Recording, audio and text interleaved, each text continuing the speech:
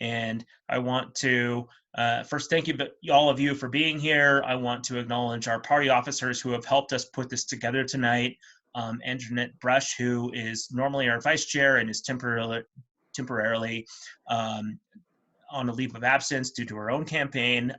Party treasurer George Brown, who has done a lot of the work in reaching out to the candidates and taking care of the logistics. And our party secretary, Annette Ariano, for her assistance as well. I want to acknowledge any elected officials or appointed officials from the district who happen to be on the line. And I want us to understand that this is a very sobering moment for the state of New Mexico. As of today, we have 3,411 confirmed COVID-19 cases in our state and 123 deaths. At the same time, we are looking at a state budget shortfall that's estimated to be about $1.7 billion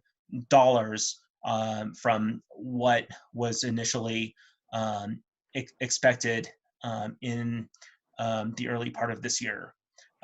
Local governments are also expected to take significant hits, especially in District 42 in Taos County, where the majority of our gross receipts tax revenues are received from the tourism industry, which has all but gone away right now. But there is still an election happening in June. And the Taos County Democratic Party is committed to ensuring that democracy takes place, people's voices are heard, and that elections are safe. We are promoting vote by mail by requesting absentee ballots. We've made almost 3,000 phone calls to date. We've placed ads in local media encouraging people to request their absentee ballots, and we are leading the state in that effort so far. And in addition to wanting you to vote, we want you to know where the candidates stand. So we've set up a series of virtual forums as we have tonight, and we will have more upcoming, where we will be featuring the different candidates in the different races in the Democratic primary. And tonight, I want to thank County Commissioner Mark Gallegos and Kristina Ortez from Taos Land Trust for appearing, as they are the candidates in the Democratic primary for the state representative District 42 seat. This forum should last about an hour. We have a series of questions that have been drafted by the moderators of tonight's event, as well as different constituents from the area. The candidates have no idea what is going to be asked, but the questions will include topics on the mechanisms of the New Mexico State Legislature and education and the economy, and maybe a few other surprises. So I want to thank you all very much for attending. The forum tonight's going to have several different types of questions. We'll have yes or no. We'll have some open-ended. We'll have there might be some follow-up questions that are posed by me, and I will first ask the candidates to provide an opening statement. We won't have a closing statement, but we will have a closing question. So how this is going to work tonight is whoever goes first will not go last with the opening question. And I am going to draw a card right now, and no one but me sees this, but whoever guesses what card I am holding closest to my card will start the evening off with the first question. Queen of Hearts. 7 of Spades. Ooh, all right. Queen is closer to a 10. All right, so Kristina, we will start this off with you. State legislature, a lot of the work is done in committee. right? And what committees would you like to serve on and why? And you have 30 seconds to answer, after which Mr. Gallegos gets the same question. Thanks so much, Darian, and thank you to all of you. Welcome here tonight. I know this is really strange, but I'm so grateful that all of you are here. I've worked most closely with committee members on the Agricultural and Water Resources Committee and also the Energy, Environment, and Natural Resources Committee. I think it makes a lot of sense for me to be on those committees. I know the folks who are on them already, and it is really where my expertise lies. Okay, Mr. Gallegos. Thank you, Darian, for having this opportunity. I want to just go ahead and say thanks for everybody. Again, we do have election, and this is going to be part of the whole process. And if I could get on to some committees, I'd like to be on the natural resource committees. I believe that I've sit around and have participated in a lot of the acequias. I know a lot of the ranchers, and I'd like to make sure that their values and their qualities are still preserved. I also want to be part of the economic development, which I've been able to participate in Cuesta's revamping of their economic drive and how they're trying to move forward and get Taos County into a different place down the future. Thank you very much. So in the legislature, Mr. Gallegos, you'll go first. In the legislature, you are one of 70 state representatives, and there are an additional 42 state senators. How will you work with others to enact your proposals and secure funding for projects that benefit the region or state and not just your district? Well, I think, Mr. Fernandez, that the big deal with working with the other legislators in the House is still being able to cross over into the Senate and get those bills passed by collaboration. You got to listen to what needs to be done from their side and where they're coming from before you can actually start moving and getting it for a statewide benefit. Now, yeah, it's not a one size fits all. Every district is going to be different. Every legislator is going to be fighting for what they think is important to them. But if you do a broad range regional look at what you're doing and how these rural communities are going to be moving forward in the future, that's how I think you get some of this legislation passed, by being able to do that. I've collaborated with other county commissioners, municipalities, mayors. So walking across party lines and either sitting on same side has always been something I can do. Okay, thank you. Ms. Ortez? Thank you, Darian. For the last 20 years, I've worked on issues of to protect the environment, to protect our families and our communities at the local, state, and federal level, working on legislation with elected leaders, drafting legislation.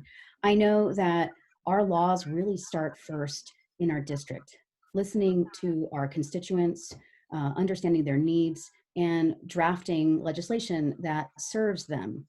And you must, of course, work in direct collaboration with folks on your committee and across the aisle and in the Senate. And that's how I do business. My focus at the Land Trust is to build an organization that is collaboratively focused, that is committed to understanding the needs of our community and setting priorities based on those needs. So that's how I would do it. Working in collaboration, working across the aisle, and really listening to our constituents. Okay, thank you.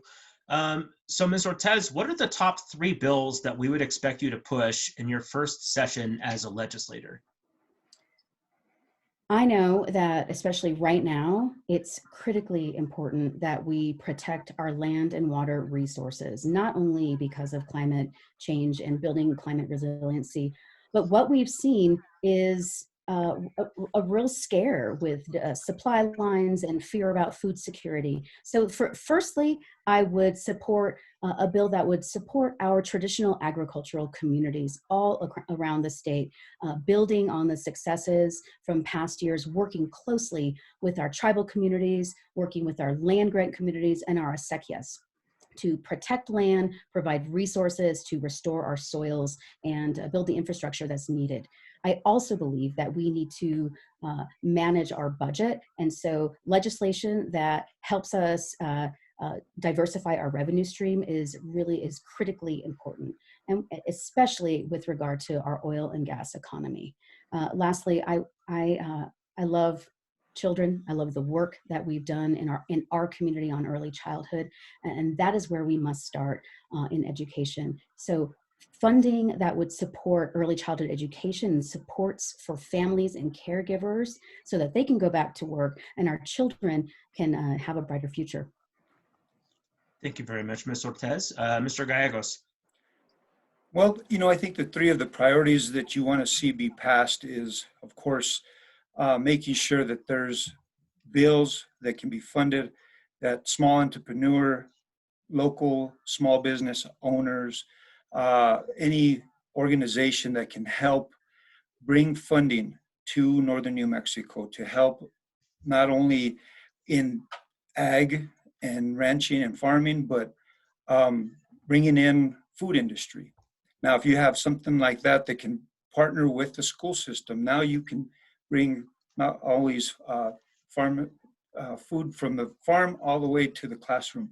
So, that's one thing that I've noticed over the years that I've been, is that it's a very high bar to get funding for rural communities with economic development that's not matching what's at the state level in Albuquerque and Santa Fe. The second thing is that we do need to provide another source of funding on the programs that will be able to help with people that are having substance abuse. There's not enough funding out there for those programs that are on today that are not providing those needs for post-recovery. You get somebody in, but you're not following up, and then they come back into the system. Another bill that I like to see happen is getting our retired fire, police, and fire and EMS, that they can come back to work and not lose the retirement. That right to work, we're losing a lot of quality people out there that can come back and serve the community. We have a hard time in our budget just trying to provide competitive wages for law enforcement, and we can't do that when we have all these qualified folks that are getting retirement that are willing to come back. So we got to work on some things there that can make a difference and help our budgets in the long run with our diminishing departments. Thank you very much, Mr. Gallegos. So the capital outlay process gives each legislator funds to be invested in his or her district. This does help placate a lot of constituencies and initially fund a lot of different projects. But as we've seen with like the Mora County Courthouse, it often leaves projects unfinished because there's never enough funding to begin with.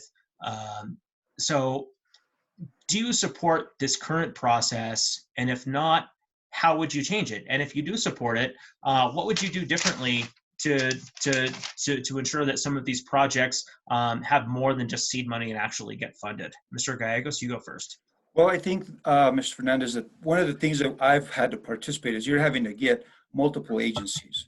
We've had to partner with from the federal level for EDA to DFA to private industry. So when you're sitting out there and you're looking at what projects need to be funded, and it's needing multiple resources, you partner with maybe your fellow representative or the senator that has the same goal minded and how it's going to be a regional benefit. You need to look at those resources. In Amalia, there was a project up there, a community center that had been sitting idle for 20 years. And partnering not only with the fire department, with first responders, sheriff's department, and the county as a whole, we got to see some of this happen with the community of Amalia. So we've been able to see those things happen. It's how you partner with other legislators to make sure that it will be a regional benefit. Now, if things need to change, we need to put bigger pockets of money so we can get one that's shovel ready and it gets completed so you can move forward with other things.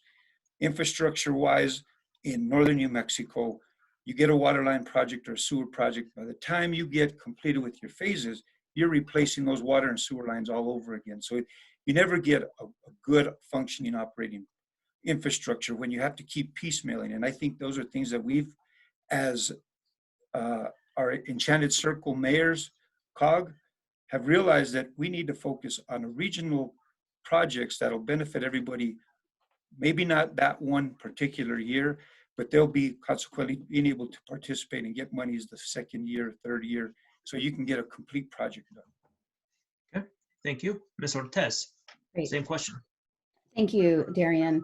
There's no question that collaboration is key and needed with regard to capital outlay. What's also really important is that we have transparency before the capital outlay bills come to play and after, so we can tell what representatives and senators have supported. I think that's a really critical part of the process. And to do that, you need to work in your community. And I think that the community must have a say in public budgeting. The things that we are bringing back from the money that we're bringing back from Santa Fe goes directly to our communities. That comes from taxpayer dollars and revenue from the state. So it's critically important that taxpayers and our constituents have a say in what projects come to play, and working with 8 county and town agencies within our community, working with our elected leaders, like Commissioner Gallegos and other commissioners, we can set a series of priorities that work together, right? So we don't have a backlog of funding or gaps in funding to get those projects completed. We have that with the ICIPs, the capital improvement infrastructure plans, but I think there needs to be more community involvement in that. So I would ask for more transparency, more community involvement, and collaboration with the other elected leaders in the region so that we can have projects that make sense for our communities.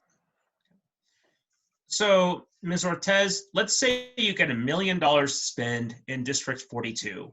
Where does that money go? Well, that goes to the projects that we've laid out in the first place with the town and the county and the agencies that need that funding. I would focus on water infrastructure projects in particular. I think that's critically important, along with behavioral health, with the focus on detox, and not only detox, which is really critically important to serve those members of our community who suffer from substance use disorder, but also training for our essential workers who work with children and families so that they are trauma-informed and asset-based, and we can start dealing with the historical trauma that's in our community. That's where I would put that funding. But I also really will rely on what the taxpayers and constituents need and want in their community. And I hope it's more than $1 million. Yeah, we certainly hope so too. Mr. Gallegos, what would you do with $1 million for the district? Well, I think, Darian, that I've sat in the city council where we've gotten $50,000 in a legislative session, and you basically almost bank that and try to build that up so that you can actually get a project done. Now you're going to have $1 million. You're going to have probably 100 requests that are going to be asking to help with their acequias, to help with the community centers, to help with the Veterans Memorial. You're going to want people that are going to be needing, help in the medical field. So you want to be able to still use that $1 million and multiply it in a way that you can get each of these requests that you've had with your town meetings, with your legislators, with your community organizations. They're going to all want, and they're going to want big ones. It's not giving $10,000 to everybody and make them happy. You got to be able to prepare yourself to partner and bring other programs that are out there that will be matching for larger portions of money. We've had to use some of the funds that we've had in the past from our Senator Cisneros, Representative Gonzalez, that we've used to match a larger project and got us maybe a CDBG grant, infrastructure grant that got us $500,000. So our job is to make sure that we bring what we can to our district, but we also got to make sure that we provide funding at the state level for programs that will give entities that opportunity to get these projects completely funded, as if not partially. Okay, Mr. Gallegos, can you identify like 3 projects right now that could be fully funded if there was an additional $1 million?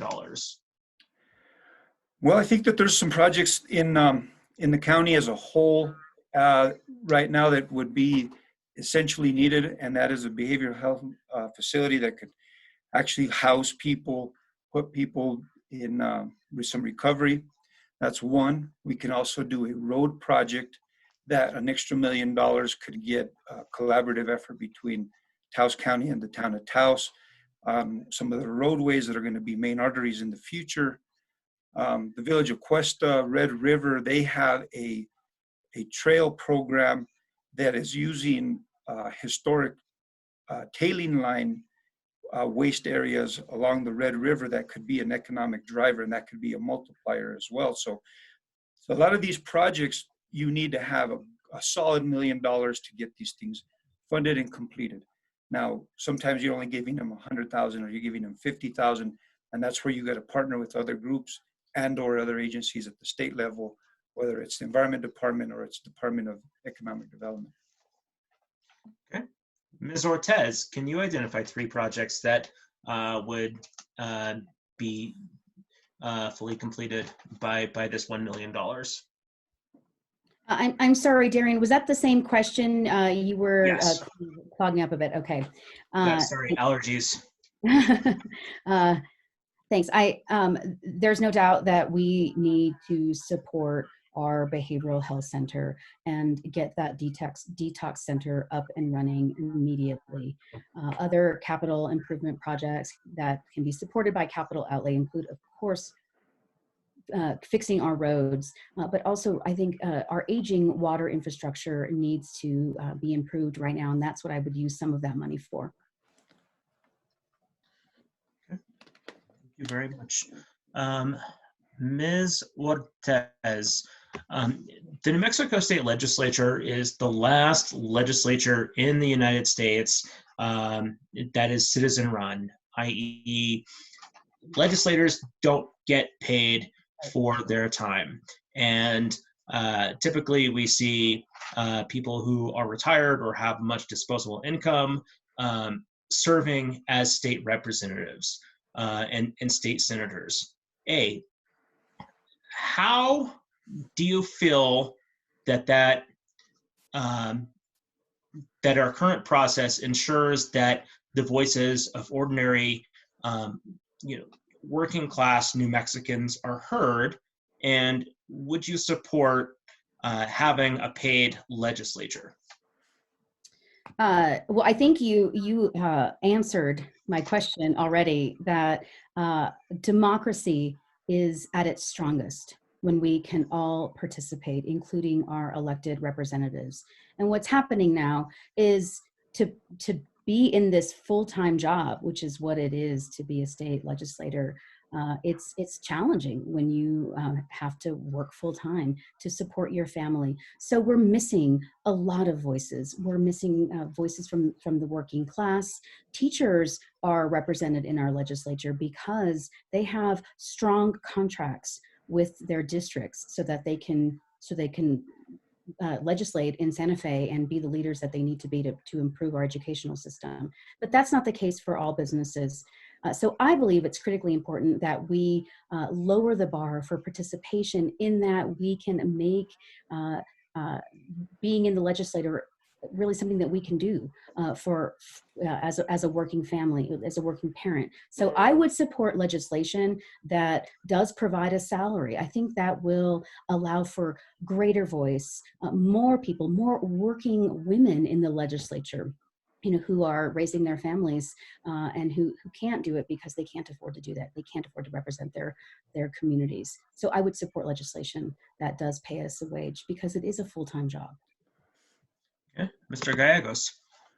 Mr. Fernandez, I'd like to say that myself and Kristina are probably in one of the most unique races where neither one of us seem to have any money. We're doing this because we love to serve our community. Now, I'm a self-employed businessman, family owned, have had the flexibility to serve as a county commissioner and as a mayor. And I basically live off of some of those checks that I get, which isn't a whole lot. Would a pay increase or an annual salary be beneficial, and would it give more opportunity for more people to be able to run? I think so. I think there's a lot of great minds out there that feel that they just can't afford to be, just using mileage and per diem to make their living and go to these committee meetings and wait for a 60-day or 30-day legislation to build a little bit of revenue. And that's kind of where a lot of things get clouded. Now, you want to see that happen with full representation. And I agree. You give any person a goal to achieve a check and serve your community, then you'll have all the time you need to go out there and sit with your ancianos. You can go out there and sit with your veterans. You can go to the programs that are in much need and really understand where they're going to be spending that money. And you don't have to be, shortchanging anybody of their time. I've done this for 16 years. And as I've said in the past, sometimes on my campaign trail, I only go to 2 houses. Make it to 2 houses, and it took me all day. But those folks that are there have appreciated that I put that time in for them. So it would make a big difference. I think you could have a full-time job there, and it wouldn't distract you from any outside influences of what they want to see be done in the state on their own personal gain. All right. So people who have held the position have said that it's really more than a 30 or a 60-day commitment. It's upwards of 100 days a year that you're being asked to be a state legislator. How would you balance that time commitment with all the other responsibilities that you currently have right now as a business operator or a director of a nonprofit? And Mark, you go first. Yeah, Mark first, and then you. Well, like I said a minute ago, been very flexible and had a great family base, which has allowed me to be able to do these things for the past 16 years. So it's already been kind of set in stone of how my operations with the family and how much I participate. Now, I am a county commissioner and I'm the mayor of Cuesta. The understanding of the state statute says that I would have to drop as a county commissioner, which is fine. I do want to serve at that level at the state, so I'm willing to do that for the great representation for constituents in District 42. Balancing that out is just time management, setting schedules, following those, meeting with people, holding myself accountable to be there for them. I've done this for, as mayor from 2014 to today. I've held more meetings in probably 4 years with economic development, environment department, to our local food pantry, to our senior center, to our VFW. So I've had abundance of experience of holding a lot of meetings in a short time. So I'm prepared for that, and I think I've been able to show that over the years in my tenure as elected official. So as a very brief follow-up before I get to you, Ms. Ortez, Mr. Gallegos, is it a conflict of interest to be the mayor of the municipality in the district that you would be serving as a representative, knowing that you have your own constituency as a mayor and your own advocacy and issues as a mayor, and also having to represent that entire district? I don't think it is. I would tell you this wholeheartedly, and you could ask any county commissioner or any elected official in Taos County. When there's a project in Peñasco, or there's a project in up in the canyon or in town, I've supported every one of those fellow commissioners' needs. Now, I could have easily been biased and said that District 2 needs this and that, and it would serve the village of Cuesta immensely, but I think I've been able to hold a good balance. I've kept a fair, stable mind as to what all the money that the county has been spending in each district, that it's been fair, and I've never used my personal position as mayor to champion something and pull from other districts. So I'm prepared. I mean, this is something that as a county commissioner, you're serving the whole county already as it is. So you've been already divvying out and making sure that everybody gets to work together, and working with those county commissioners has been great. And it showed that I've been able to be unbiased to picking and choosing what I want to do. So Ms. Ortez. Thanks for the question, Darian. As a mother of 2 young girls, I know what it's like to multitask. That is how I run my household, now my homeschool, and school cafeteria, school nurse, that is what I'm serving as now, run my organization and serve on several boards in the community. I think that you have to prioritize, you have to listen to your community to understand what those priorities are, and you have to work diligently and with focus to manage all those things. You know, working mothers and fathers really do understand what it means to juggle a lot of tasks. And I know that I've been doing it for a really long time, and it has increased manyfold in the last 6 weeks as now a homeschooling mother of two. It's hard work, but you have to focus and prioritize. So, Ms. Ortez, as the director of a nonprofit whose mission is impacted in certain ways by what comes out of the state legislature in terms of like land usage, zoning, like agricultural exemptions, do you feel like there's a bit of a conflict of interest between what you're trying to do in your paid job and what you'd be wanting to do as a state legislator? That is an excellent question. I don't see a conflict in representing the needs of our communities with regard to food security and protecting our natural resources, having funding to ensure that we can fight fires and manage our forests appropriately, fund the acequias that give us life in this community. I don't think that that is a conflict. There are teachers, many teachers, educators in the legislature, and they represent the interests of their constituency, which are all of us, students and parents and communities that rely on good decisions coming out of Santa Fe. So, you know, I stand for the protection of our land and water. That is how we will continue to live here and survive and thrive in this community. And I will fight for that in Santa Fe. I don't see that as something that's a conflict. So, Ms. Ortez, it's also been expressed by people who've held the representative position before that more and more a lot of the position is about fundraising and less about responding to constituent needs and passing legislation that benefits the district and the state of New Mexico. So what can the legislature do to control money from, to control the perception that money is buying politicians? Right. That is an excellent question, and we must address it immediately. It takes funding, it takes fundraising to run a campaign. I think it's more challenging at the federal level where you're constantly raising money for hours a day. I have spent a lot of my time fundraising for this campaign, especially in light of our current epidemic and the challenges that that we face here and not being able to go door to door.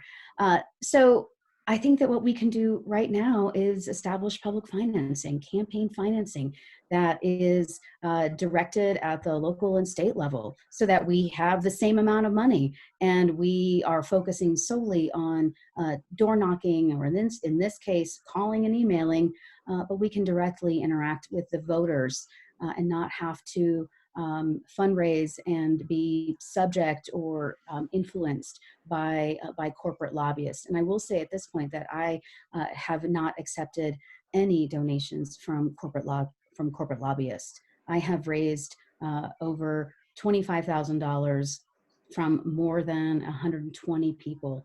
Those are individuals, and that's just part of the reality of campaigning unless we have a public financing mechanism. Mr. Gallegos, same question. Well, I congratulate you, Kristina, for raising a little over $20,000. I haven't raised any money.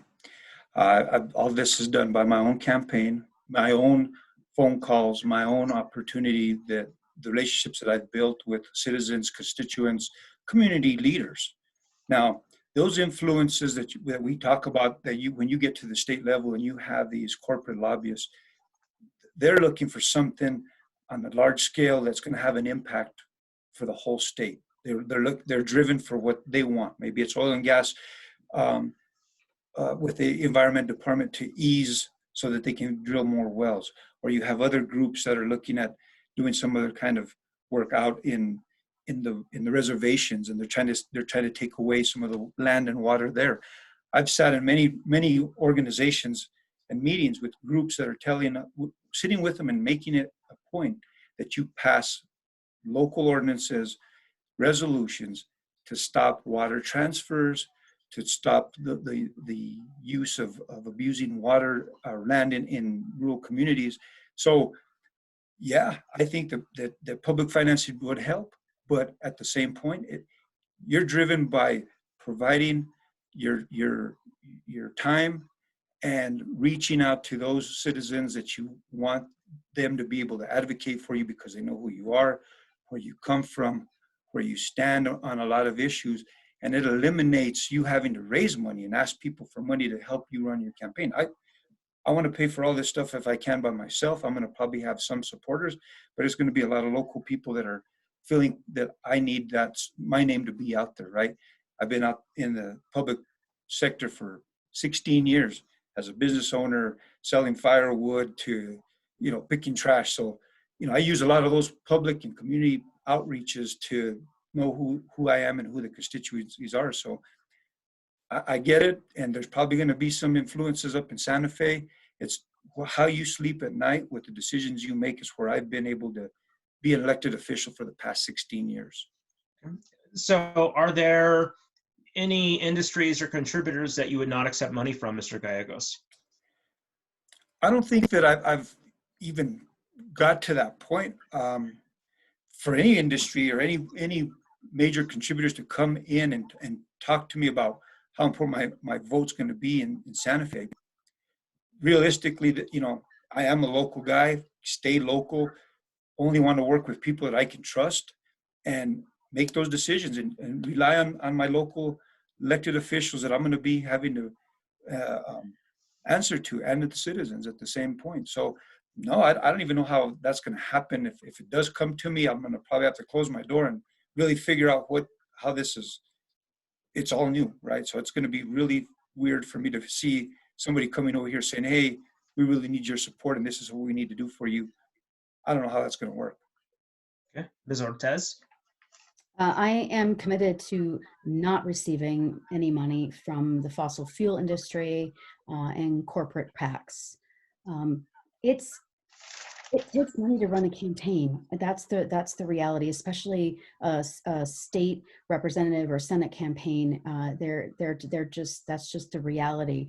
So I think that I embrace the Obama model of lots of support from lots of people, and that comes in $10 donations, $50 donations. That's critically important. It takes time and effort to focus the attention and to do the outreach that's needed in the community. And that's my stance, really focusing on the constituents and the support that they can give me financially, not from corporate PACs or the fossil fuel industry. Okay. Thank you. So you've raised about $25,000 so far, Ms. Ortez. You've also received several prominent endorsements, including from Senator Heinrich, the American Federation of Teachers, Planned Parenthood. How much does that weigh in any race, and specifically yours? Well, the endorsements that I've received represent my commitment to the issues that working families and women face in our communities. I was recently endorsed by AFSCME, which I'm so proud of. I am the daughter of an AFSCME union worker. My mother was a probation officer for many, many years. So I'm proud to be supported by our union workers. I believe in women's access to reproductive health care. That means that I care, and that's what that endorsement means to me. The Conservation Voters New Mexico and the Sierra Club both endorsed me because they know that I have a commitment to protecting our land and water, our public lands, clean air, and investment in renewables and moving away from an oil and gas economy. I am proud of those endorsements. I was just also endorsed by Moms Demand Action because I believe in common sense gun legislation to protect our families and children. So those endorsements matter because they represent the issues I care about. They represent the issues that constituents in this district care about. And I learned a lot. I talked to a lot of folks. I surrounded myself with experts, and I took in that information, and I know about those issues now. That's what those endorsements mean to me. Thank you. Mr. Gallegos, you proudly stated a little while ago that you haven't raised any money yet. This is going to come out of your own networking. You haven't announced any endorsements yet. What does that mean for your campaign right now? Do endorsements and money really matter? Money doesn't matter. I've ran on a shoestring budget for every campaign I've ran. My strength is that I'm out there, I'm engaged with the public, and I want to be able to sit with local leaders. I've done this for the past 16 years, and I'm not trying to continue to advocate that, but I wanted people to know that, when you've developed those kind of relationships, if I get endorsements by our local leaders, our county commissioners, city councilmen, Taos Soil Land and Trust, if there's other groups and organizations, the veterans associations, those people there, those are who I'm representing. And that's going to be the entire district. Now, I get that Ms. Ortez got Senator Heinrich to endorse her. That's good. I know Mr. Heinrich. I like that he has some conservancy things that he'd like to see be done. But I'm also out there advocating for logging, wood gathering, the traditional things that we've done over the centuries, farming and ranching. We've been chasing things down from northern New Mexico. Once water leaves these aquifers up in the watersheds in northern New Mexico, protecting those is what we need to do, because once it passes, you can't bring water back up. And we've been fighting the Adamant. We fought a lot of these other acequia issues at this level. So I've been in the ditches. I've been out there feeding cows. I've been out there putting alfalfa. I sold firewood. So, if I get local endorsements, those are the people that also help advocate my campaign. And that's kind of what I'm chasing down. I don't want to be getting, it's great to have a congressional delegation advocate for that, but I think I can do a good job when I'm in Santa Fe for all those that I'm representing. Okay. So when you're down in Santa Fe, you're one of 70, and again, there's another 42 on the other side of the house, and then you have the governor's administration, and it takes a lot of work, not just in the House or in the committee, but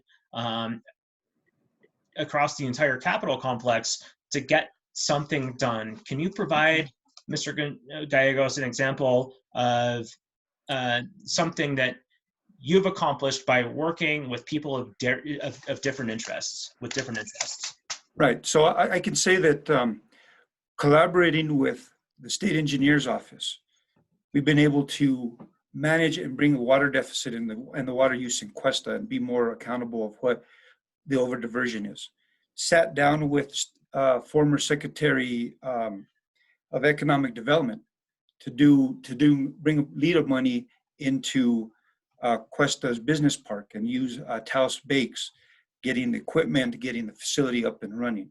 Have sat down with the Environment Department, Secretary of Environment Department, on issues with Chevron and the Clean Water Act and how we're going to do river restoration along the Red River and through the confluence into the Rio Grande. So I've been able to have these experiences, not only to sit and talk with maybe those state representatives and senators, but going into each of those secretaries' offices and telling them, these are the needs of northern New Mexico. Taos County has been sitting on a gold mine with things that we can advocate, and state representatives, senators, and each of those departments can support us in. So I've knocked on those doors. I know where they're at, and I've been proud to say that when I get to Santa Fe, they're going to be needing support. They're going to have projects that they want to get funded, and I think this is where working across party lines and all getting into those other departments, you'll be able to see some action right away. Ms. Ortez. 6 years ago, I came on to be the executive director of the Taos Land Trust, and we saw some really hard times. We had to rebuild trust in community, uh, fundraise to bring our office back to life, hire folks, and perform in community again. And I was able to bring that organization back to life with the help of an incredible board and lots and lots of supporters. And I did that the only way I know how, which is through true collaboration, listening, taking some licks when necessary, and it just is, and working really hard. So, I know that when I get to Santa Fe, I'll be ready to work with many of the legislators that I've been working with for years already on legislation to fund outdoor programs for children, and now outdoor equity funding. That's something that I've been supporting for years. Legislation that allows our viejitos on our lands to stay on their land and not have rising tax bills. Legislation that supports our land and water. This is what I've been working on for 12 years in New Mexico as an advocate. I have not been elected to public office before, but I have been a public servant for over 25 years by working in community and working to protect our families. So this is a heavily Democratic area. District 42 is heavily Democratic, and it's, unless something completely unfounded happens, one of you is going to be serving as our next representative in Santa Fe come January 2021.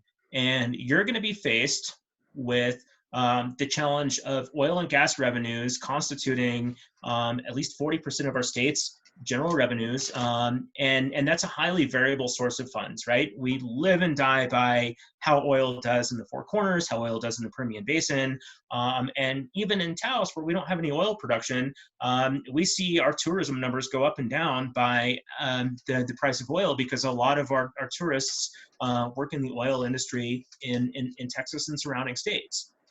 So, Ms. Ortez, first, what do you propose to diversify our state's economy so that we are not so reliant on any one industry? And I'll ask you to take 1 minute. Okay. 45% of our state's budget is based on oil and gas revenue at $55 a barrel. Last week, we saw some remarkable drops in the price of oil.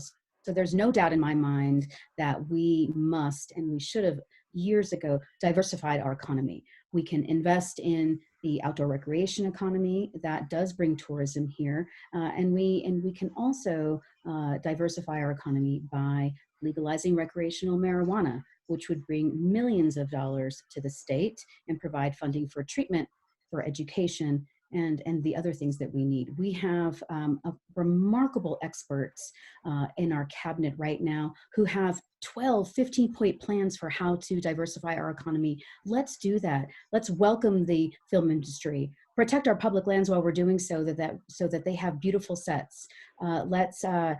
Let's increase corporate taxes so that we have more revenue in the state. There's lots of things that we can do, and we have to do them now.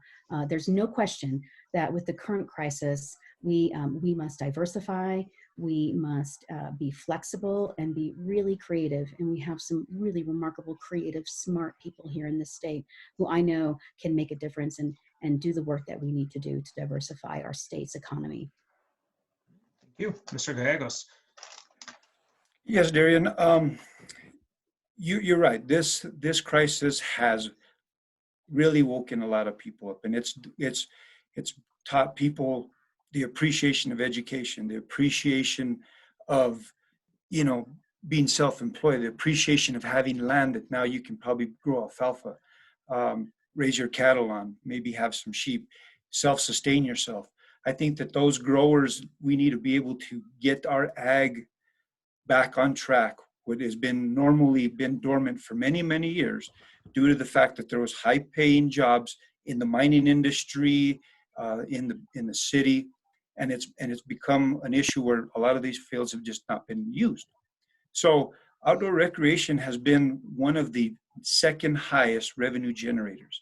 Northern New Mexico is a gold mine for us to be able to provide that thing, that we can be able to have monies that we can put into the coffers so that we are not always the loudest, so we can be one of the loud voices in Santa Fe as well.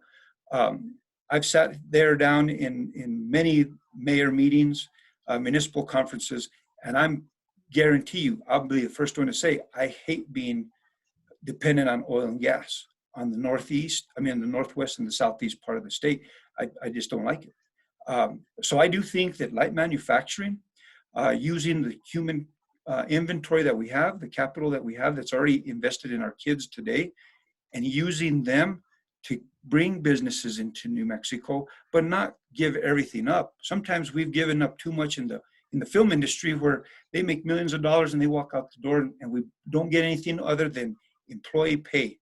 And when the state of New Mexico has been an employee-driven state, where we don't ever have a whole lot of things that are taxable, where you can actually have revenue that will bring money back into your state.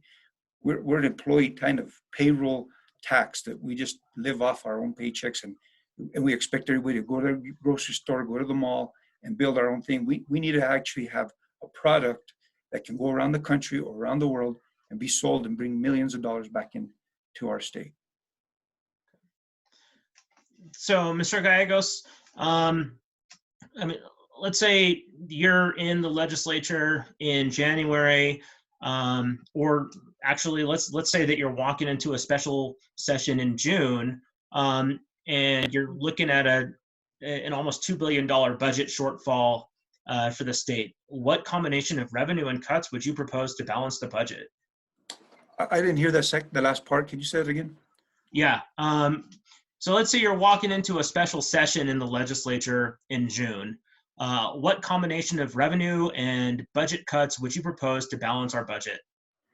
Well, I think that a lot of the budget cuts is having to be made with projects that aren't shovel ready, that we could probably address down the road. Because I do see a lot of monies that sit there, and as an elected official currently, we try to get everything ready so we can spend that money as quickly as possible so we don't lose it. Revenue generator, I believe that we can't keep raising taxes, because if you look at the economy that we have and the people that live in our state, there's a lot of people on fixed incomes. There's a lot of people that are disabled. We have a whole lot of veterans. And every time we think we got to put it on somebody else's shoulders, it's always on our taxpayers' shoulders to come up with the money. So I think we got to dig deeper, look at what we have and I'm not talking use permanent fund monies to offset, because you don't want to do that. I think that's why we're one of the healthiest in having a permanent reserve ready for us when we do have a rainy day. So I think that, it's going to be a combination of every legislator looking at what's in their district, what might be able to be pulled back that can later on get funded once we bounce back out of this crisis. Okay, as a brief follow-up, and Ms. Ortez will get the same chance to answer the question that's posed to you. Would you support using, or would you support a constitutional amendment to allow part of the permanent land grant fund to support early childhood education? I would, but I think that the legislation and the language to have those programs show that it's going to be put in a positive way to build on what's already here. Now, I say that because I look at what early childhood programs can do, but they also need to be a program where you can get parents a little bit of education of how to raise a kid, how to help the school system when they bring that homework home. How do they communicate with these kids? I would tell you the first that, my partner, we've been together 18 years and she's an educator. We talk about all the school's needs. We talk about what's going on at home. There's kids that are raising siblings. And how are you going to put more money into education when these kids are just trying to be the parent that their parents aren't becoming? So I really want to see, if we put money in early childhood education, that there's an education part for parents that are unable to connect with their kids, whether it's by, using a laptop or getting some of that technology. We need to get some of these parents up to speed, because right now our teachers are having a heck of a time communicating with these kids and getting homework back to them, connecting with them. So I think it's important that we put something in place that's going to be beneficial for even parents to be able to benefit out of this early child education fund. Okay, thank you. Ms. Ortez. So I'll answer the first question first, and then on the follow-up, Darian. There's no question. We know that we must diversify our economy. I've illustrated some of the ways that we can do it, legalizing recreational marijuana, collecting that tax, increasing corporate taxes, not increasing the taxes on our working families. That is not acceptable and can't happen. In investing in our public infrastructure, our public lands, so that we can bring more tourism here, diversifying in all the ways that our communities have already begun to do. We need to do that. Now, with regard to budget cuts, we have to take an X-Acto knife and make precision cuts to the budget, and not use a sledgehammer or the hatchet that we've used in previous recessions. We're going to face some challenges in the future, but we can't wholesale cut programs or projects. We have to be really deliberate and careful and work together. And that includes also really looking at the ways in which we can increase funding and revenue in the state. So now I'll address the Permanent Land Grant Fund. This is the rainy day. This is, we've never experienced anything like this. This is a storm, and it's raging, and we need to use our funds appropriately, with deliberation, with care. But we need to use some of those funds to support our working families who are suffering with our already weakened social safety net and what's happening with this pandemic. I believe that early childhood education and funding supports for parents is absolutely critical. I have worked with so many folks in this community, and Taos really is a model for early childhood. They're remarkable programs that not only prepare our young children for school and for the work that they'll have to do in kindergarten and beyond, but provide for free or affordable daycare for working families. I was the beneficiary of early childhood programming supports from the state, and we need to continue that. And that's what money from the Permanent Land Grant Fund would do, to expand and broaden the supports for families, for our children, for our caregivers who have children at home. One of the most amazing programs, and the program that really gave me a sense of community, was the First Steps Home Visiting Program. That is the kind of funding that early childhood experts have been supporting and would like to expand. That is a successful program. That's exactly the program that you're speaking of, Commissioner Gallegos, that's incredibly successful, prepares our parents and our caregivers to bring a child into the world, to navigate the system. That's what home visiting does. That's what my home visitor, Molly McCracken, did for me. And I built a community around that. That's the kind of thing that we need to do in our community, so that we can prepare our children for a brighter future, and we can create a community that we are building together, starting with our youngest and our most vulnerable, and we need to do it right now. Okay, very, very quick question with an even quicker answer. What percentage of the $18 billion in our Permanent Land Grant Fund, Ms. Ortez, would you support devoting to early childhood education every year? It's in the several million. I was grateful for Governor Michelle Lujan Grisham's effort and total focus on getting more funding for our early childhood program. We have a new cabinet secretary, but with funding taken from that program, we could have hundreds of millions of dollars that go all across the state to support early childhood, support parents going back to work for affordable health care, and for parenting programs, including parenting programs in the prisons and jails. that's really critically important to our community as well. Thank you. Mr. Gallegos, same question. I guess what I would say then is that if you continue to put hundreds of millions of dollars in there, we got to make sure that we meet benchmarks, and there's something in there that shows that we're gaining something out of this. Now, I agree that early childhood education is key to develop some young man, young girl into what we're going to see the gains 20 years from now.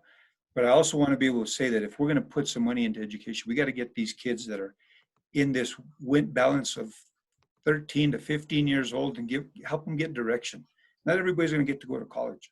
We need to get them into another secondary education, vocational education, where we can get more plumbers. We don't have enough plumbers, electricians, HVAC people these are the bread and butter. These are the roots that keep our economy driven. So I want to see some money in early education, but it's got to meet benchmarks, so we got to be able to spend that properly. Can I just make a not quite a rebuttal, but a point that the legislators and community leaders that have been supporting early childhood for decades have already created those benchmarks. They exist already. They were set for this additional funding that the governor was able to use from our surplus in the last 2020 legislature. There are benchmarks. We are relying on those experts, including our cabinet secretaries, to set those things. That's the only way we can do it. I agree with you, Commissioner Gallegos, and they have them. And that's based on evidence, and it's based on years and years of folks in the field understanding what the community needs and measuring the success of those programs. Okay. Mr. Gallegos, you may respond. Well, I do want to say that there's a lot of experts, and they've probably done a lot of surveys. Like I said a minute ago, I live with an educator, and I have lunch with her friends and her peers. And I've been engaged in the school system as a football coach, assistant basketball coach, being part of the educational system and knowing what our kids are needed in Cuesta or in Taos. Is those teachers, we need to hear more of them. Because a lot of times we have professionals that tell us how to make it work. When it gets to putting those boots on the ground, not everything works. I know that. I've experienced that through the years, that they say, this is how you're going to go here and get this kind of money, plug it in, and it should work. And then we expect results, and we expect teachers to be able to do all these things with these programs, and we think that we gave them the right tools.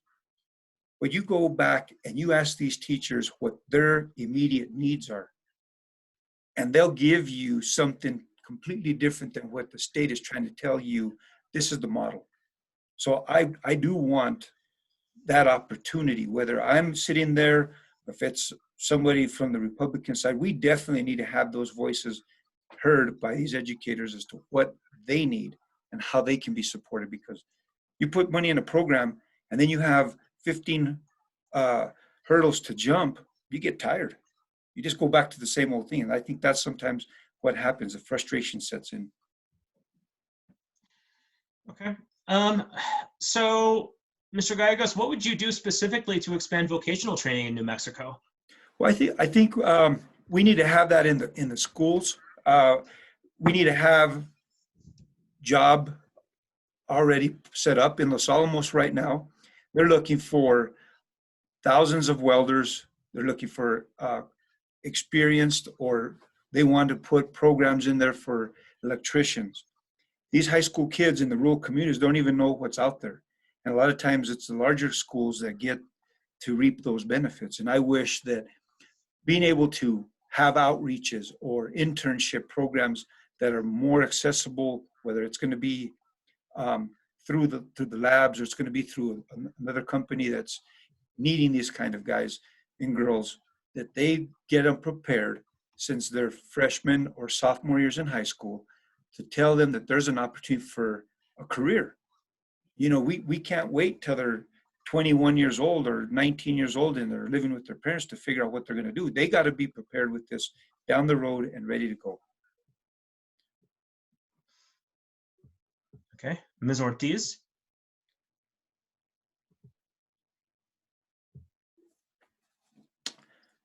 I think she might have to call in again. If she thought she might have lost some. Oh, there she is.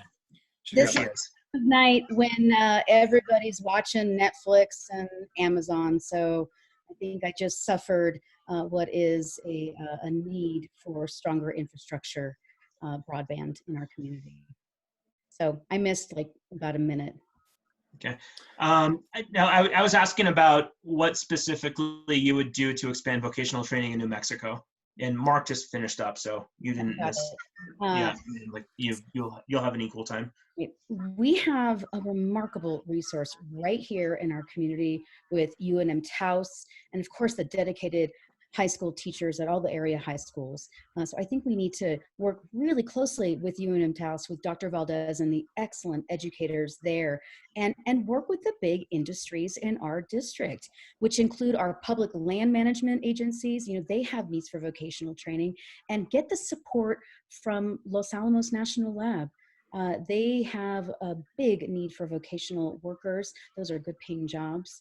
And we can really rise the income levels of our community members, get the vocational training they need so that they can have good jobs that support themselves and their families. So you both mentioned bringing Los Alamos National Laboratory into this. They are one of the largest employers in the region, and their own economic study indicates that they provide billions of dollars a year in economic benefits to the state of New Mexico, largely through wages. But that was a study that they paid for. And to be fully transparent to the audience, I serve as a member of the Regional Coalition of Los Alamos National Laboratory Communities alongside commissioners and council members from throughout the region. So that's out there. But like, would you support an independent study or an independent memorial in the state legislature calling for an independent study of the lab's economic benefits in the area? Now, that's the first part of the question. The second part of the question is, and to provide a little bit of context, right? Like most of the gross receipts tax revenues that are generated by the lab every year are collected by Los Alamos County, even though many of the workers from throughout the region do not live in Los Alamos. So would you also support legislation calling for those GRTs to be distributed amongst the different counties in the lab's region rather than just Los Alamos County? Ms. Ortez, you first. Let me answer the first question. I think that the labs do provide strong economic benefits to our community, in addition to the scientific work, research, the work that they do for our public safety, our national security, plus all of the energy research that they're doing to help us become a more focused on renewables. So I think that they do play an important role in our communities. That said, I think the lab should be held accountable in all kinds of ways, including looking at the economic benefits that they provide, looking at the communities that they serve, and providing more resources and support for those communities, and of course the accountability with regard to the environmental impacts that the lab has, that the lab faces. There are lots of really smart, highly intellectually competent people at the labs, and I think we need to work with them and rely on their expertise and hold them accountable so that we can provide for the families that live in Española and work with the labs. I spent some time chatting with the county counselors in Los Alamos several months ago, and I understand the fight that they have over their GRTs. They do educate lots of folks, and they employ lots of people. So I'd have to take a look at that. But I think it's important to know the economic benefits and understand the economic benefits that the other communities surrounding Los Alamos experience from the labs. Okay, Mr. Gallegos. Mr. Fernandez, I think that we should get an independent to go in there and talk about where they're doing this outreach. I have the experience hands-on with a company called Chevron that goes in and they do all their own in-house surveying, and they do their own investigations, and they tell us how things are working fine.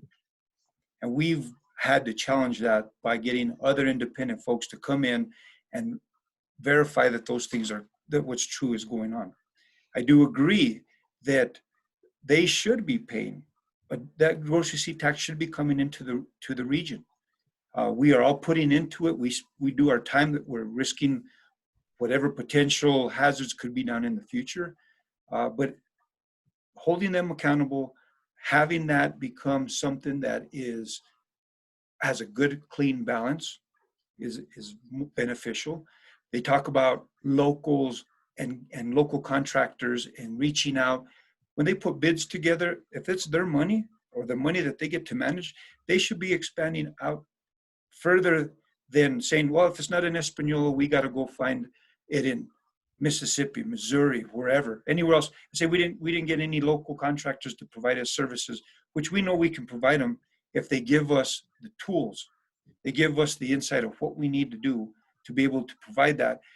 A lot of times we've had local contractors in Cuesta or here in Taos that they can't get a project, and somebody comes from out of the region, out of the state, from a larger part of the cities that are in the area, and we never got an opportunity to let our local guys grow, establish a relationship, and have longevity so they can employ 10 to 20 people. And that's a big problem that's happening in Los Alamos. They think that nobody in the region should be making that money other than the people that they have, that they serve out in other parts of the country. So we do need an independent company to go in and assess what's happening up there and make it a fair playing field so locals can get more contract work. Okay. Let's bring it home for a minute. You both have mentioned the importance of diversifying the region's economy, supporting more trade. Mr. Gallegos, really quickly, what are 3 industries that you feel could be better supported in District 42, or have the potential to provide lots of employment in District 42? I think that outdoor recreation is one of the key industries that we have not completely tapped into. We've used a lot of small regional or small local groups that have had to do grassroots fundraising, and we continue to let them, build a little at a time, when I think they could actually highlight what's going on in District 42. I think that another part of what I said earlier was using the ag business to get all these fields that have not been used, get an inventory. I mean, everybody in Taos County basically almost takes majority of their meat to Colorado to get processed. We don't have a facility like that. We have a couple of small local guys that do that. But if you're going to do something at a larger scale, you got to be prepared for that. And an ag inventory needs to be updated. Get farmers and ranchers to get on board and know that their product can be served not just locally, but out across the country. You've seen what's happened at that Tyson Food meat processing plant. We can bring 2,000 people and put them to work here if we have the same resources. We just have a challenge because we have less of population. Okay. Ms. Ortez. I'm so glad that you mentioned our agricultural and food industry, Commissioner Gallegos.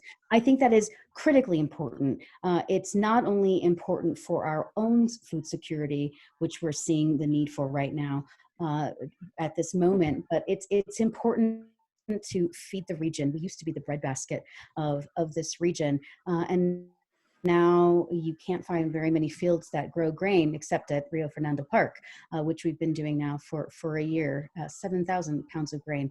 What we need right now is to invest in a food hub for this community that will support the families that have strong land-based agricultural traditions, that allow to make enough money to support themselves and their families, that feed us, our children at school, and others in the region. We can do that right now by protecting our agricultural lands, by supporting through healthy soils, acequia improvements, and create and really investing in understanding those markets and value-added agricultural products. I think that's absolutely critical.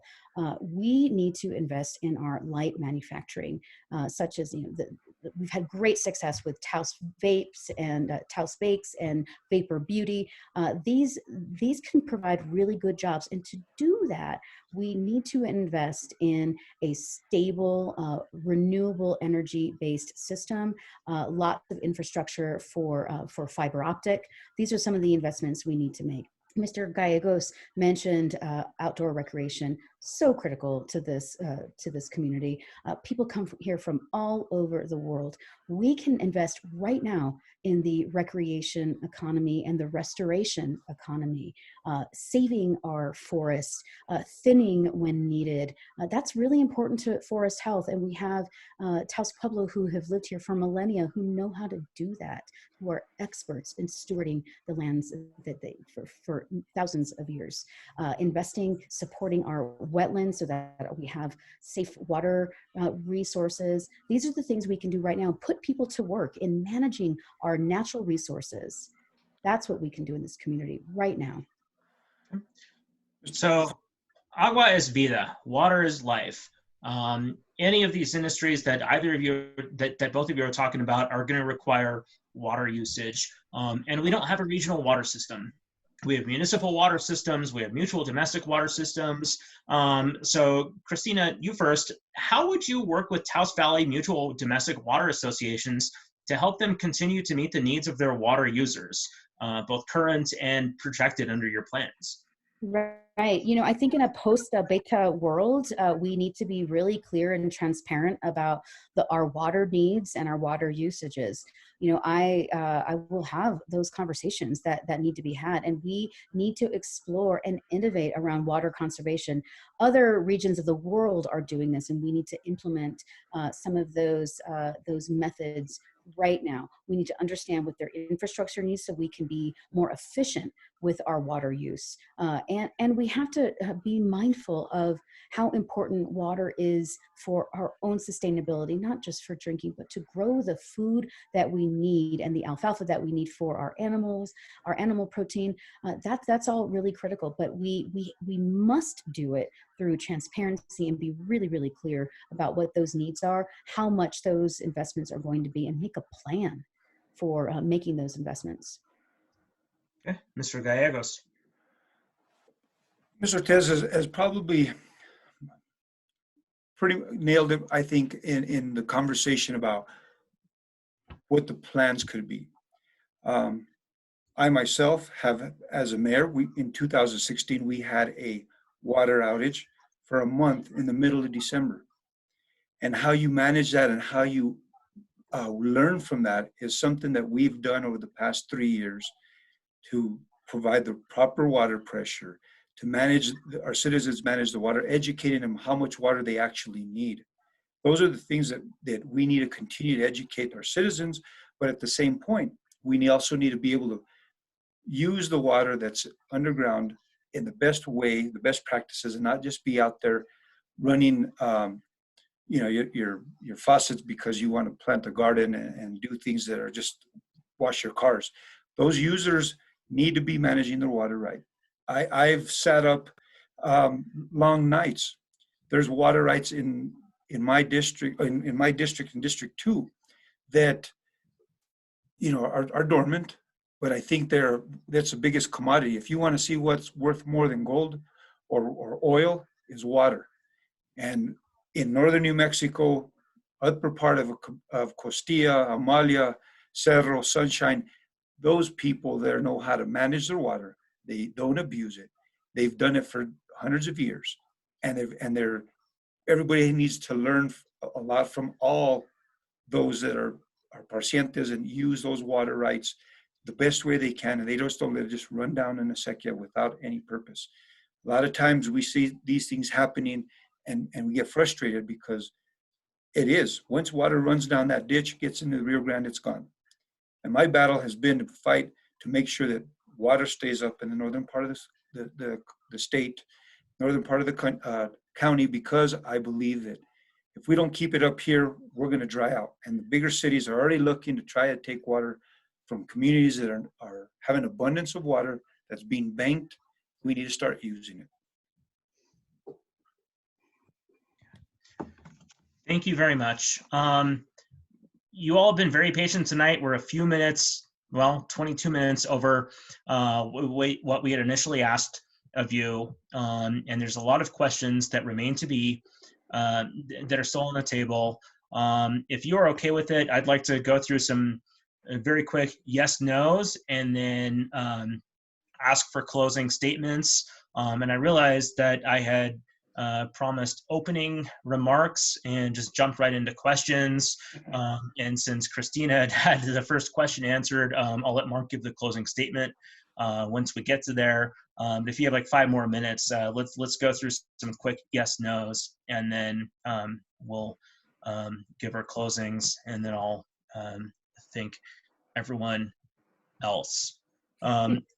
So, Mr. Gallegos, really quickly, what's an appropriate minimum wage for New Mexicans? $10 an hour. Ms. Ortez. $15 an hour. Okay. Ms. Ortez, do you fully support a woman's right to choose? Yes. Mr. Gallegos. Yes. Okay. Mr. Gallegos, do you support the gun laws that have been passed by the state legislature?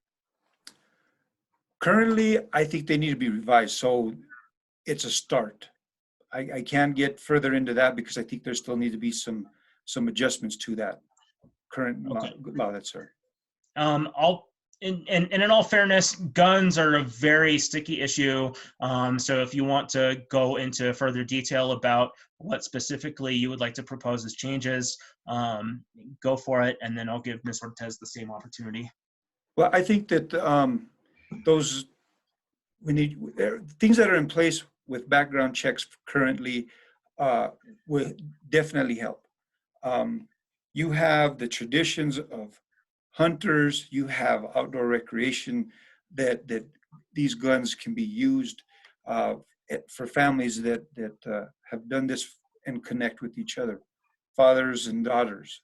There's a lot of women out there that are adamant about hunting, and they are good at it. They are sharp shooters. They go into competitions.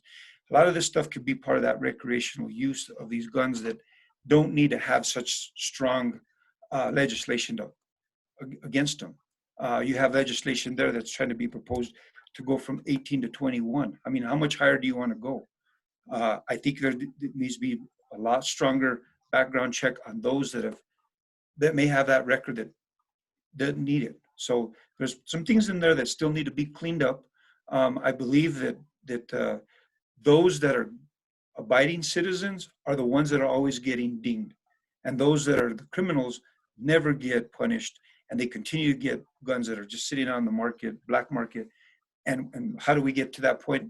It's law enforcement has a hard enough job already as it is, and we can't keep up with it. Okay, Ms. Ortez. Great, thank you. I support common sense gun legislation. My commitment to that is why I was endorsed by Moms Demand Action. I am grateful, exceedingly grateful for the work that our legislators did in this last session and the session before to pass this common sense gun legislation, including universal background checks, including extreme risk protection order. That saves lives. It saves our families. Common sense gun legislation does not mean that hunting rifles are taken away. That would be an affront on the traditions of many, many New Mexican families. That's not what we're talking about here. We're talking about keeping deadly rifles out of the hands of people who have mental health issues. And so I support legislation that protects our families, protects our children, protects our community from folks who don't need to have a gun. And that's what I support, common sense gun legislation. Ms. Ortez, briefly, where do you stand on LGBTQIA rights? I am support of equality, particularly for our LGBTQI community. Mr. Gallegos?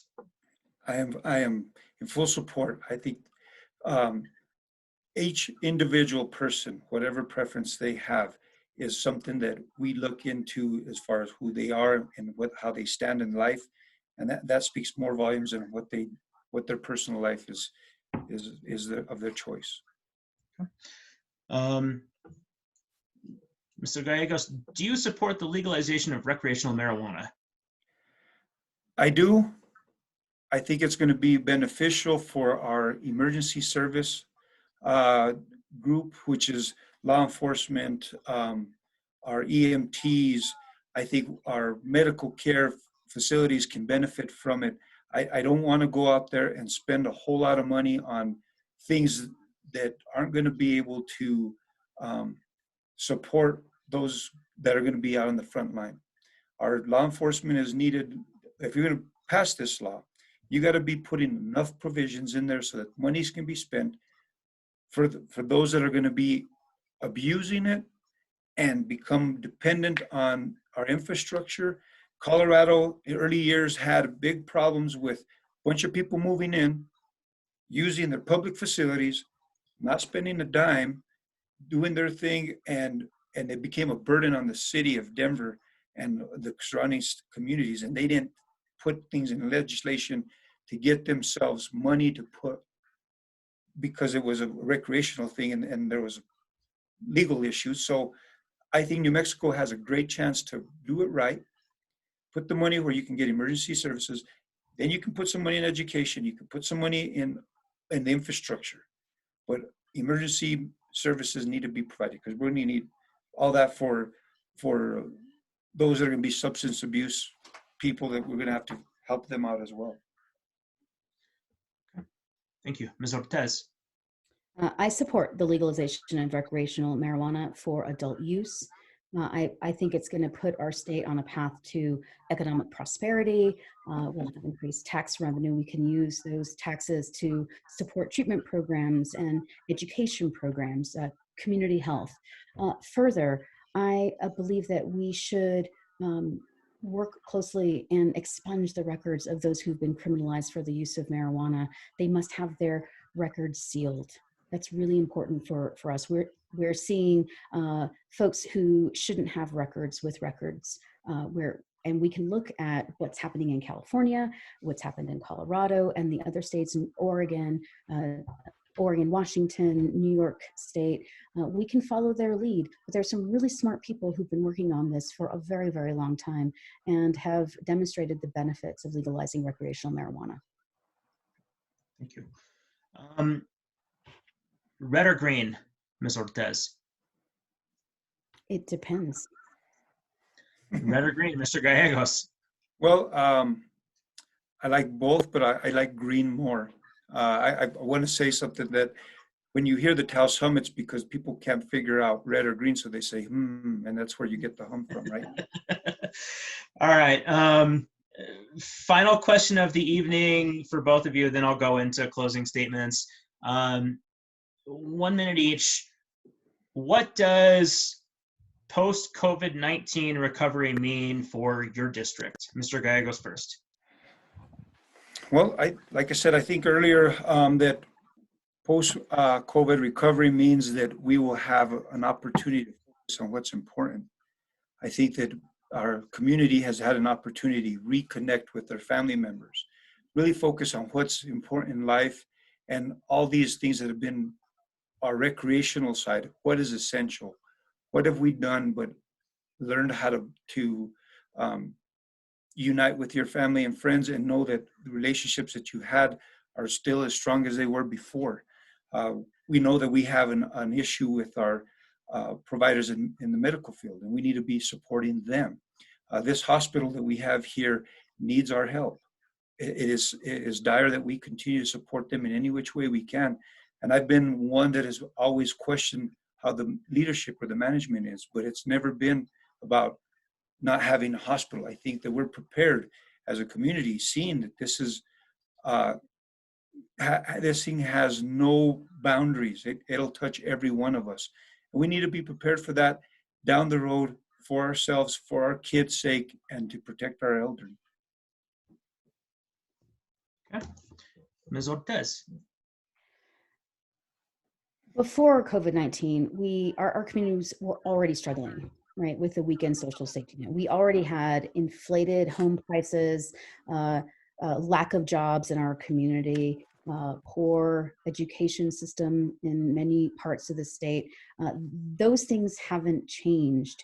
COVID-19 has only exposed those issues. So to recover, we really need to focus on resiliency and connection.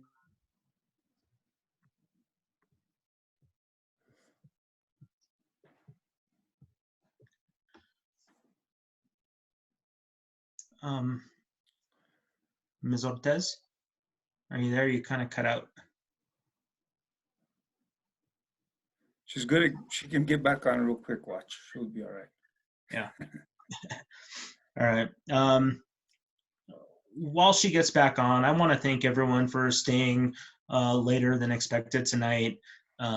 We try to keep these things to an hour, but there are so many questions and so much good discussion that it's hard to shut everything off. And Mr. Gallegos, I want to thank you for your service as the mayor of Cuesta, former council member of Cuesta, county commissioner for your district, and as a business operator in this community in a time when operating a business is hard, and for putting your name out there. And I want to thank Ms. Ortez as well for her willingness to get out there and run for an office. And in addition to that, serve as the director of a nonprofit organization in our community that is working to preserve land issues. It's very clear that both of you really care about the community. And before we give it back to Kristina to redo her statement, since she got cut off, I want to thank both of you for your service in so many ways and your willingness to get out there. It's tough. You get a lot of arrows thrown at you. A lot of them come from behind, as you know, we all know. But thank you both for being here tonight. And Ms. Ortez, please. Can I answer my COVID-19 question? Yes, please go ahead again. Thanks. Thank you so much. I believe in a post-COVID-19 recovery world. We again need to make infrastructure improvements in fiber optic and broadband so that we can reach all of our constituents all the time. So that's first off. You know, COVID-19 has really exposed the underbelly of our weakened social safety net. And so we have an opportunity here to build a resilient, strong, safe community for Taoseños by working together, by looking at and investing in our food industry, creating a food hub so that we are sustainable, so we can feed each other. That's critically important. Invest in job training programs and education. We know that so many folks are suffering right now with no jobs. Our economy is going to change considerably. So to build that resilience, we need to make real investments in job training for new kinds of jobs. We need to harness the power of our businesses here, UNM Taos, the labs, so that we can create really good jobs and diversify our economy and be really creative about how we have a community here that really integrates all the talents of our community members.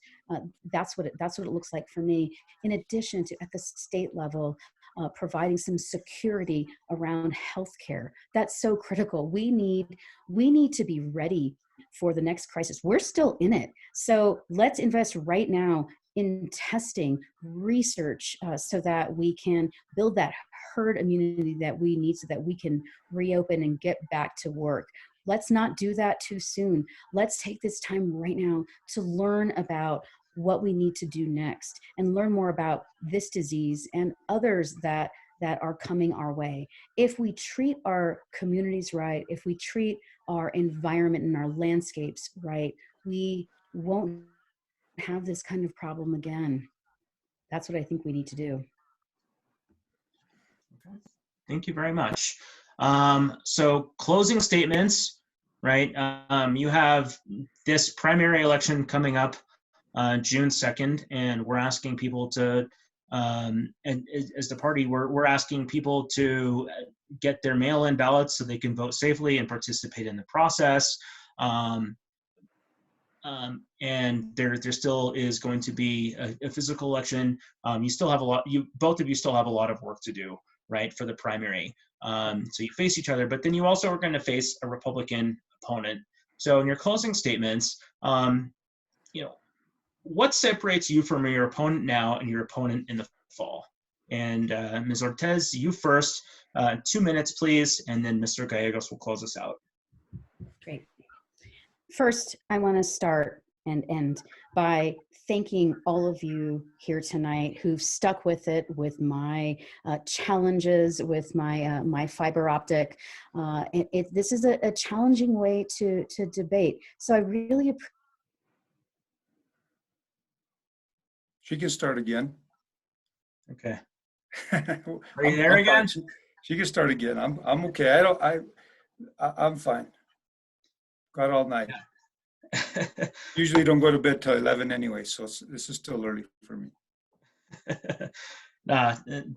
Thank you. And thanks to the almost 70 people who are still on. Kristina, are you there yet again?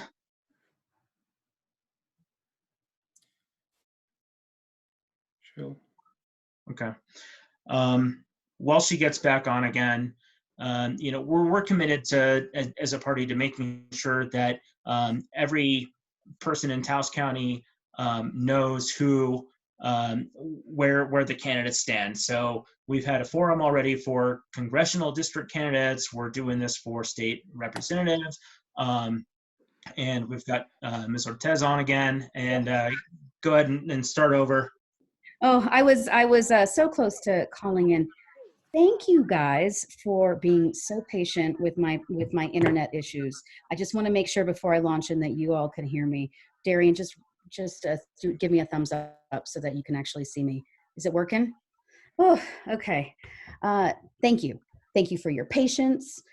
Thank you for participating tonight. All of you that are out there listening in, democracy needs you. They need your questions. You help guide us, and you help guide me and what my platform is and how I can serve you. So I really appreciate you being here tonight.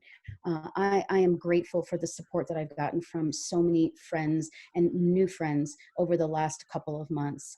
I'm committed to protecting our environment, to protecting our families, our children, providing for opportunities for our children, to provide opportunities for economic growth that are based on the talents of our Taoseños. I don't know how different my opponent tonight is from me. I think we share the same values of Taoseños who care about clean water, clean air, good jobs, a strong education system. That's what we stand for as Democrats. I promise you that I will always listen, that I will continue to fight for you, and I will take the energy I have to Santa Fe, and I will ensure that we have the funding that we need, that we're bringing back to our community so that we can invest in good jobs that diversify our economy here in this district, that bring funding and resources to education, starting with early childhood, so critical, and supports for family and caregivers throughout the entire life of a child so that we can build a brighter future for all of us. And I support efforts to protect our acequias, our land and water, our agricultural sectors so that we can be sustainable and thrive in our community. That is what I stand for. And I will use the 25 years of working in community, working at every level, local, state, and federal, working with our elected leaders to protect our families, to protect our environment. I will use that, and I will listen to you as I go to Santa Fe so that I can make the right choices and bring back the resources that you tell us that we need.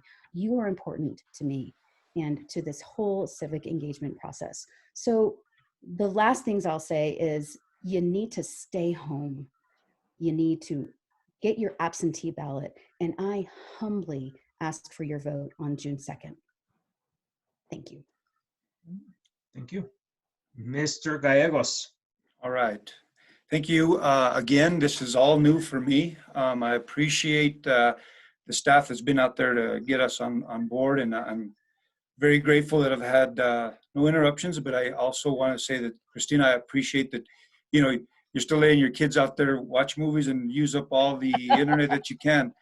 You know, I want to say that, you know, I'm a born and raised Northern New Mexican, and I've had the opportunity through the sweat, blood, tears of my grandfather, my father, my mom, my brothers and sisters, to give me the opportunity to have served a community such as Cuesta and the county of Taos.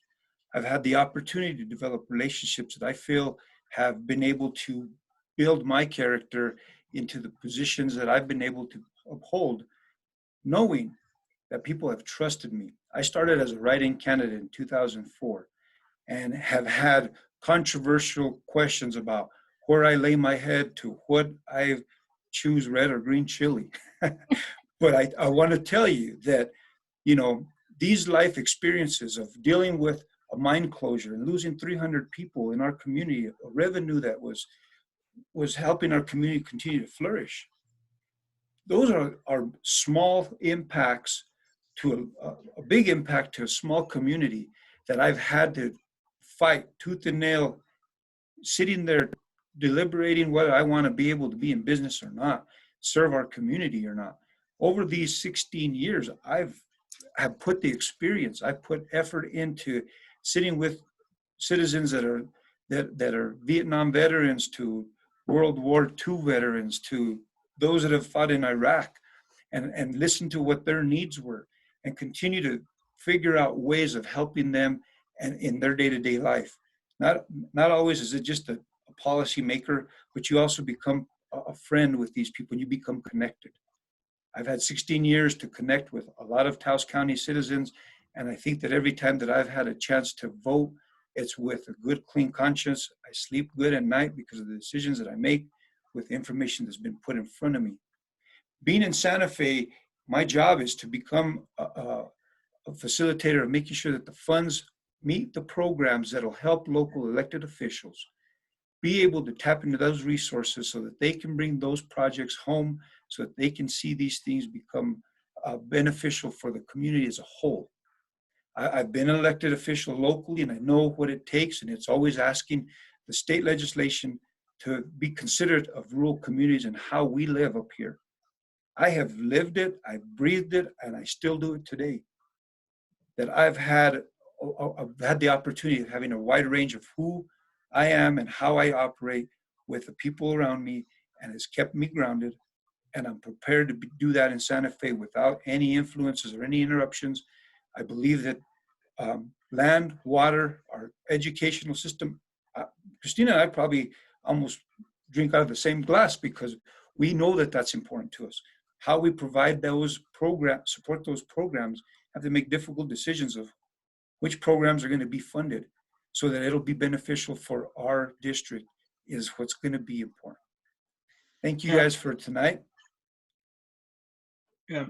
Thank you very much too. I mean, I know both of you personally and professionally, and I've worked with both of you in various capacities and hope to continue to work with both of you in the future.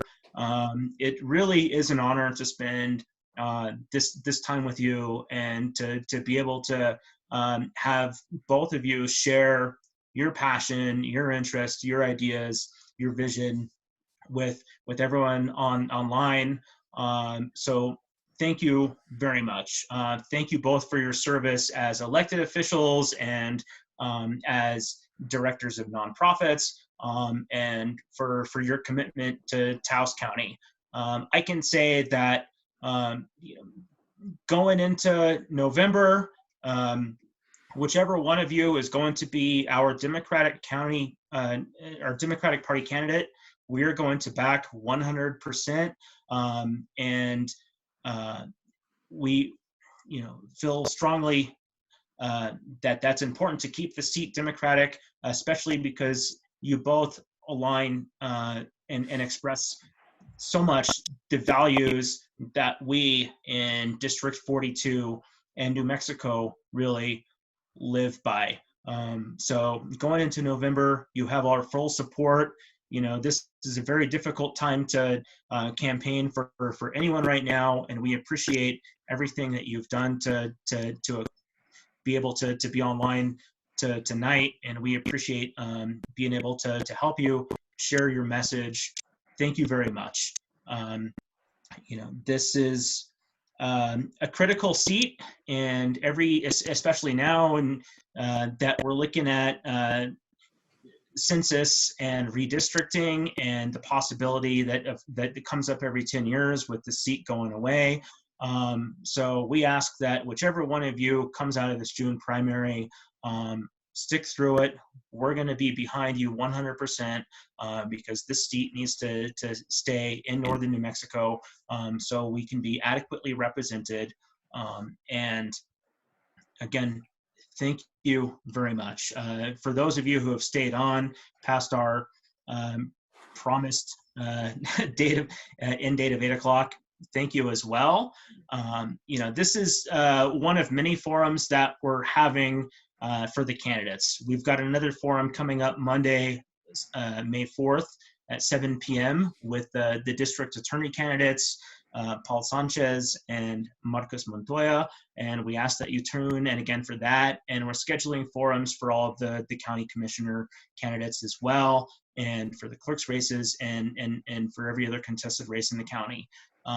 We'd love for everyone to register as a Democrat and vote as a Democrat, but really we want to make sure that everyone just gets out and votes safely by mail, and we want to make sure that all of you are informed and that every candidate has an equal opportunity to make their case. So Commissioner Mayor Gallegos, thank you very much for being here tonight.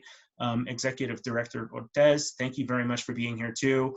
It's been a pleasure. It's always been a pleasure, and I hope that it continues to be a pleasure to work with all of you in all of the capacities that we work together in Taos. So thank you very much. Thank you. Thank you. Thank you All so right. much. Yeah. Take care. Good night. Bye-bye. Good night. Good night, everyone.